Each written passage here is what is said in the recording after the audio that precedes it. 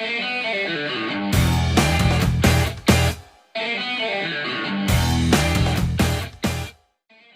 back to our YouTube channel. I'm Brad, and today I'm going to show you specific items on each of these Z28s that helped us identify and authenticate the cars as true Z28s. To anyone interested in identifying a true Z28 or doing the best job possible, we found this publication of Jerry McLeish to be super valuable.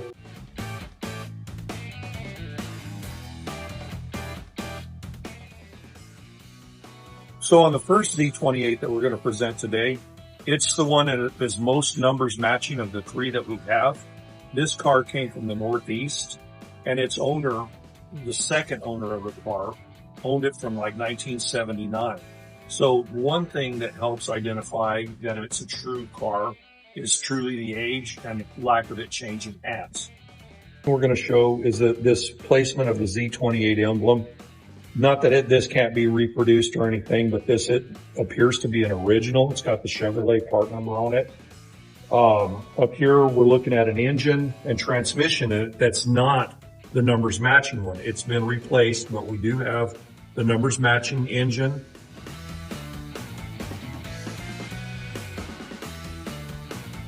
The VIN number, the DZ code on it matches the VIN on the car, which matches the title of the car.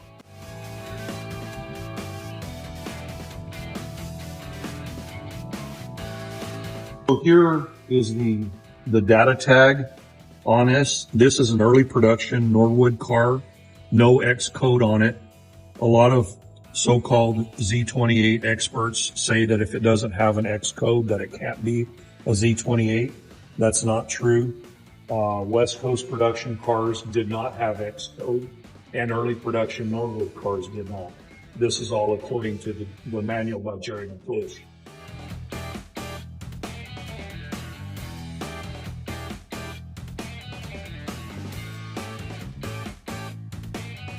What we're showing you here is the factory disc brake setup and sway bar from Chevrolet in 1969. Show you now is the additional hanger bracket for the dual exhaust that came from the factory for the 69 Z28. It's up here on the frame rail, and this one is pretty rusted up because of the driving conditions in the Northeast. Okay, so what we're going to show you here is the original dust blue color that the car was. Obviously, due to the situation that it was in, it's not a good paint job any longer exterior wise, but that gives you a good idea of what it did look like.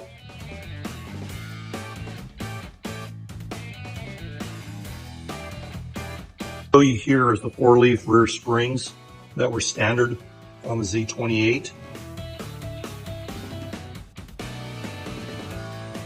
Some of the Z28s came with a disc brake package, which was a rear disc brake package called a JL8. All three of the Z28s we have do not have that. They're all drum. We verified that the rear ends are all 12-volt Positrack rear ends. This one appears to be a 355.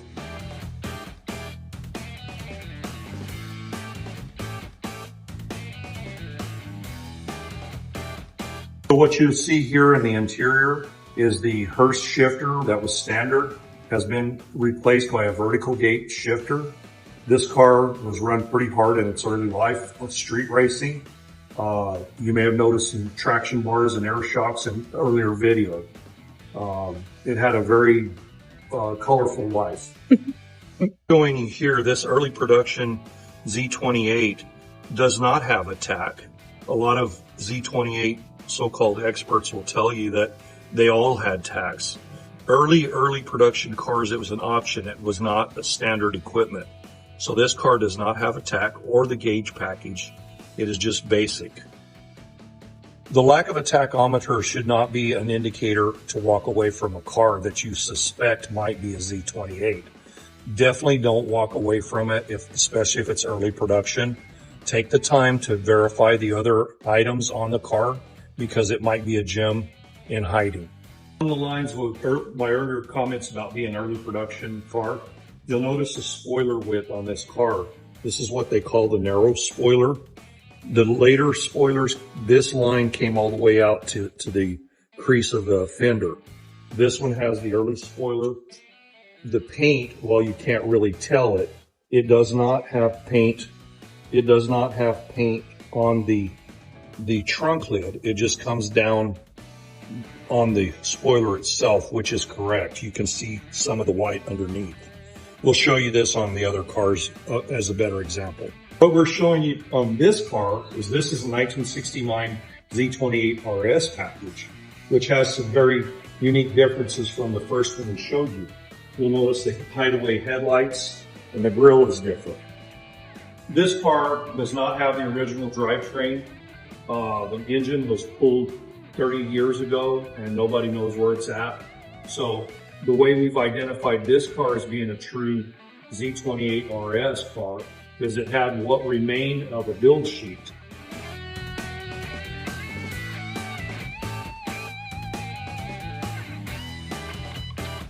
And there was enough there to identify the 15-inch wheels, the lack of a tack option, lack of a gauge option, etc.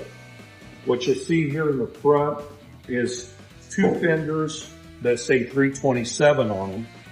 These fenders did not come with the car. The fenders that were on the car were in much worse shape, so they were replaced by the previous owner.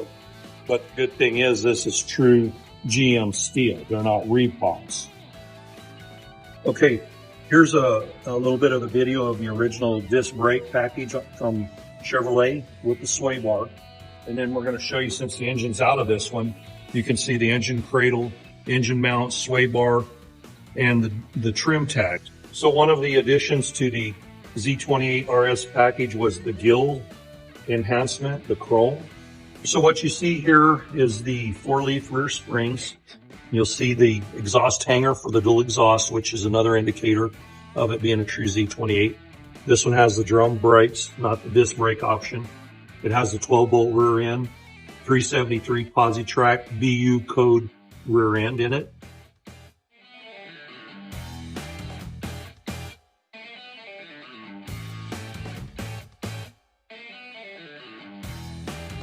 This is an interesting thing that we found on this car, along with the partial build sheet that remains.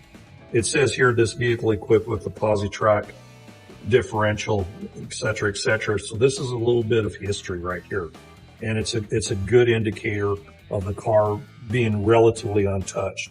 So what I'm going to show you here with more detail, we had mentioned in the other car. This car, you can see the paint scheme. It comes down to the end of the bottom of the spoiler, but it does, those paint stripes don't go onto the trunk though. That's typical of the factory. Another thing on the RS package is the lights in the back. They don't have the backup light in the center, and it has this chrome piece that goes down the middle. The backup lights on the RS are actually down here. The Z28 emblem in the rear was missing on this car when we got it. Okay, as mentioned earlier in the dust blue and white car, this is early production as well. You'll see the width of the spoiler is narrower than the later production. This point should align with this if it was later production car. So what we're looking at here is this car as it came from the factory based upon the partial build sheet. This car is early production. It did not have the gauge package or the tack. Again, a lot of people, so-called experts, say that if it doesn't have a tack, it can't be a Z28. That's not true. Anyway, this is another example of that. Okay, so what we're looking at here is the newest manufactured Z28 of the three cars. This one is a Z28 based on our friend, a personal friend, buying this car as the second owner and having it from 1979. Doesn't guarantee that it is, but there's all the other indicators on this car that it's true Z28 as well.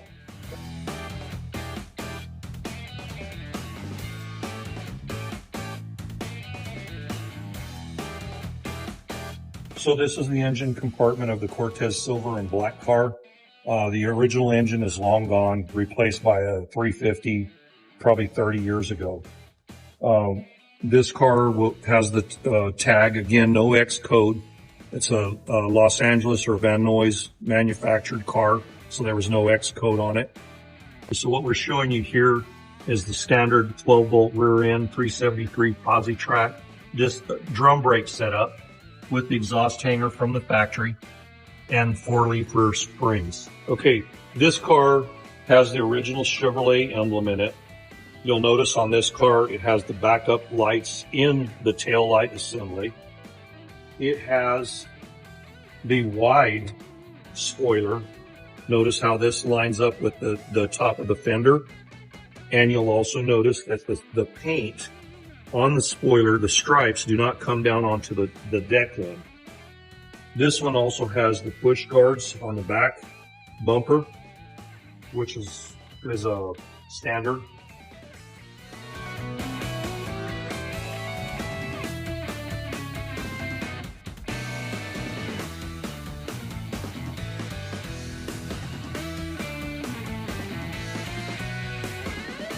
What we're showing you here on the Cortez Silver and Black car, this car had a nice option package. It had the factory console and factory gauge package.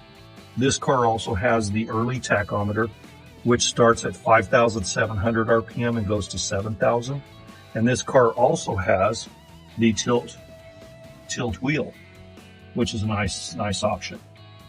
Okay, so that completes what we wanted to explain to you, the points to look for to help identify and authenticate a Z28 on a basic level. We want you to be confident. If you see a Camaro, don't walk away from it because it's missing a tack or certain small items. Do your research. If you want and need to have actual verification, Jerry McLeish Group, they offer that service for a fee, but they'll come in and really tear apart the car and guarantee what it is. We hope you liked the video today. Please like and subscribe. Until next time, take care.